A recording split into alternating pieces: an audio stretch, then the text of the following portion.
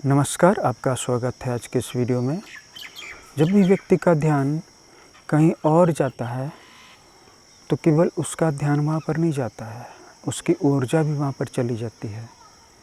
इसीलिए जब हम अपने जीवन में अपना कनेक्शन ऐसे व्यक्तियों से या ऐसे स्थानों से बना करके रखते हैं और हम यह किसी भी तरह से सामाजिक या व्यक्तिगत कनेक्शन की बातें नहीं कर रहे हैं, बल्कि जिनसे हमारा भावनात्मक लगाव होता है, जिसमें हमारी मानसिक श्रद्धा होती है और आस्था होती है, ऐसी चीज़ों में, ऐसी जगहों में या ऐसे व्यक्तियों के साथ मैं बात कर रहा हूँ।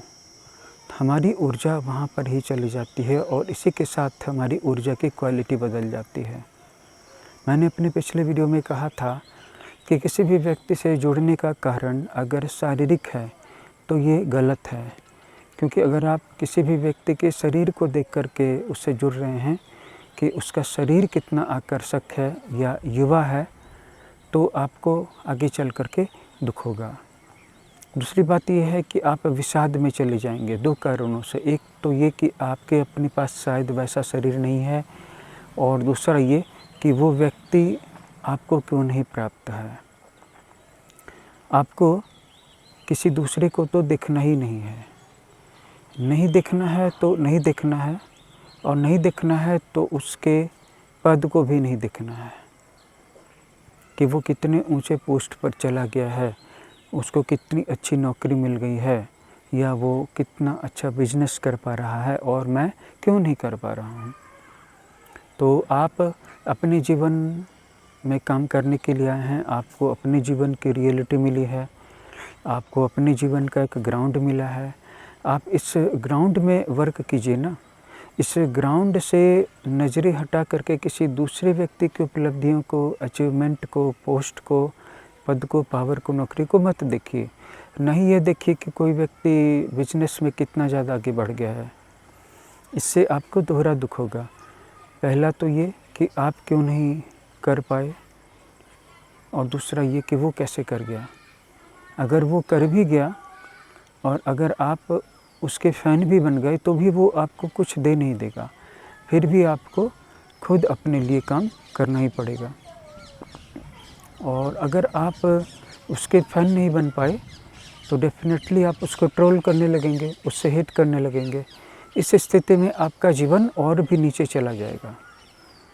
किसी भी व्यक्ति से न तो फ़ैन बन करके जुड़िए और न ही ट्रोलर बन करके। किसी से हेट भी मत कीजिए, क्योंकि ये सारी स्थितियाँ आपको स्टक कर देंगी। आपकी आत्मा की अपनी एक जर्नी है, आपका अपना एक एवोल्यूशन का लेवल है। इस लेवल में आप जी रहे हैं तो इस लेवल की समस्याओं को समझिए ना।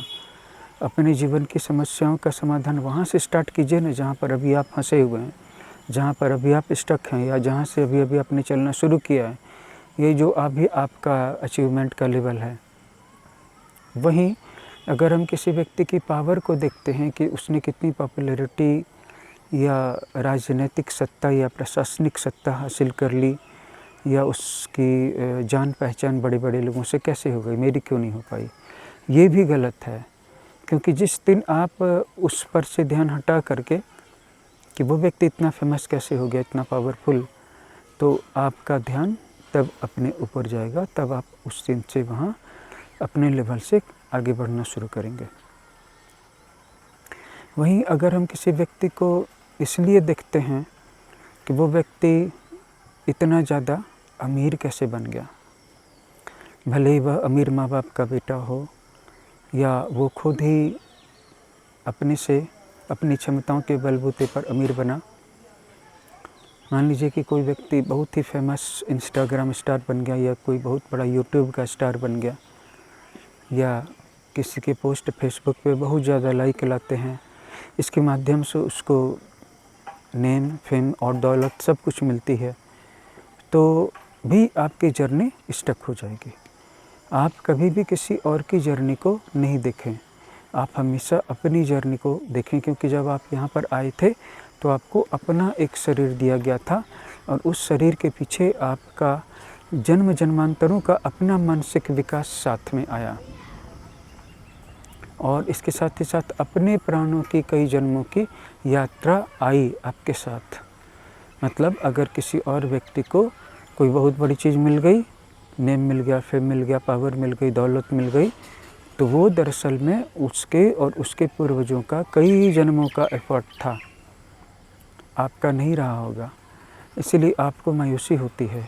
आपको सिर्फ ये दिखाई पड़ता है कि वो भी आपकी हम उम्र है या कुछ साल बड़ा या छोटा है, और उसकी जो ग्रोथ रेट है वो एस्ट्रोनॉमिकल है और आपकी बिल्कुल ही पिटिएबल है। तो आप उससे अपने आप को कम्पीट करते हुए नहीं देख पा रहे हैं। कंपटीशन से बाहर आ जाइए। अगर इस दुनिया में आपको कोई काम करना है तो अपने लेवल से सोचना शुरू कीजिए और शांत हो जाइए। शांत होने का बस एक ही तरीका है कि आप अपने लेवल पे आकर के उस रियलिटी से स्टार्ट कीजिए जहाँ पर अभी आपको प्रभु ने भेजा है, जहाँ पर कुदरत ने, प्रकृति ने आपको जन्म दिया है, और यहाँ पर से आप काम करना स्टार्ट कीजिए। जब आप यहाँ पर काम कर लेंगे कुछ दिनों तक, तब आप धीरे धीरे अपने लेवल को अप करेंगे और अपने ही लेवल में ग्रो करेंगे। कोई भी व्यक्ति मेहनत करे और या कोई भी कर्म करे और उसका फल उसको नहीं मिले, ऐसा तो पहले भी कभी नहीं होते देखा गया है, न अभी हो सकता है और न ही फ्यूचर में कभी हो सकता है, और न ही ऐसा संभव है कि भगवान पहले कभी नहीं थे या पहले कभी थे या अभी नहीं हैं। अभी भी भगवान हैं, और ऐसा भी कोई वक्त कभी आने वाला नहीं है जबकि भगवान नहीं होंगे। तो हम लोगों को इस बात का विश्वास रखना चाहिए कि कर्म का फल तो मिल कर के ही रहता है, और इस सब के नियामक भगवान हैं। आप उसको कोई यूनिवर्सल पावर कह सकते हैं, डार्क एनर्जी कह सकते हैं, आप उसको क्राइस्ट कह सकते हैं, अल्लाह कह सकते हैं, बुद्धा कह सकते हैं, महावीरा कह सकते हैं, जीसस कह सकते हैं, शिवा कह सकते हैं, विष्णु कह सकते हैं, कृष्ण कह सकते हैं, राम कह सकते हैं, या पराशक्ति कह सकते हैं, या माया कह सकते हैं, या सीधे कॉस्मोस कह सकते हैं। फ़र्क नहीं पड़ता है, क्योंकि उसको अपनी प्रशंसा से अच्छा नहीं लगता है और न ही किसी भी तरह की निंदा उस पर असर डाल पाती है। निंदा और प्रशंसा से, मान और अपमान से तथा जय और पराजय से प्रभावित होने वाले तो हम हैं। उत्थान और पतन तो हमें प्रभावित कर सकता है। थोड़ी सी गर्मी लगती है, हम परेशान हो जाते हैं, फिर थोड़ी सी सर्दी आ जाती है, फिर से हम डर जाते हैं। हमें कहीं भी चैन नहीं है, क्योंकि हमारे पास एक चोला है, एक मनुष्य का शरीर है, जो सभी प्रकार के सुखों से, दुखों से, उत्थान से, पतन से, जय से, पराजय से तथा द्वंद्व से, उतार और चढ़ाव से प्रभावित होने के लिए ही बनाया गया है। और हम कभी भी ये नहीं कह सकते कि मेरे साथ ऐसा क्यों।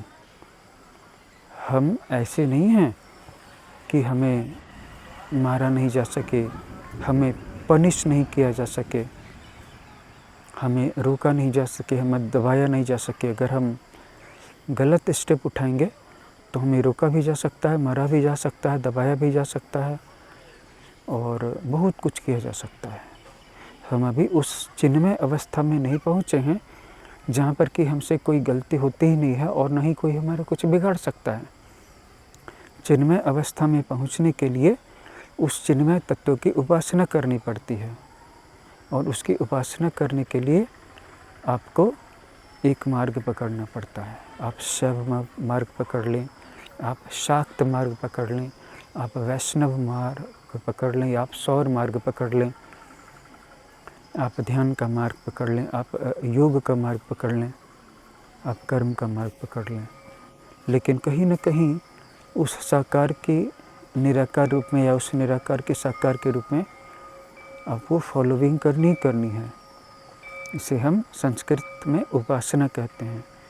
संस्कृत से ही हिंदी शब्द आया है, और उपासना को आजकल पूजा पाठ भक्ति के रूप में भी देखा जा रहा है।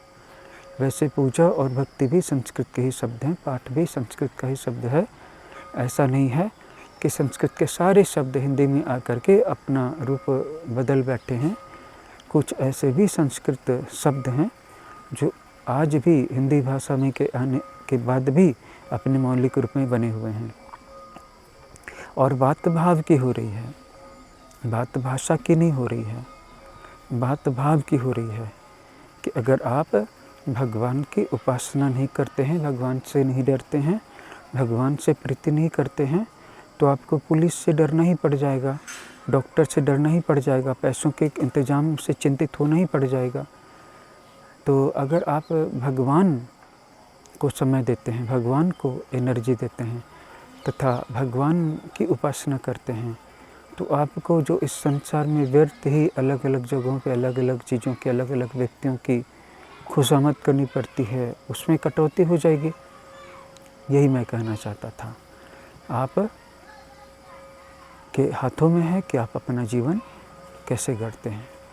इस वीडियो में इतना ही। हम लोग अगले वीडियो में एक और टॉपिक पर चर्चा करेंगे और वो है व्यक्ति की आत्मिक ऊर्जा, क्योंकि इस युग में व्यक्ति की आत्मिक ऊर्जा कम हो रही है और इसके बहुत सारे कारण हैं।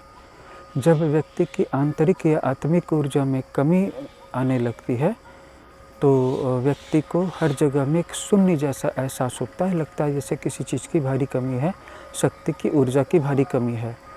और इसके बाद उसका किसी भी काम में मन नहीं लगता है और अगर वह चैन से अकेले बैठना भी चाहता है तो वहाँ पर भी उसको चैन का अनुभव नहीं हो पाता है।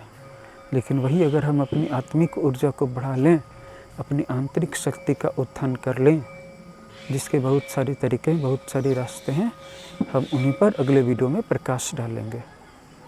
जय श्री हरि।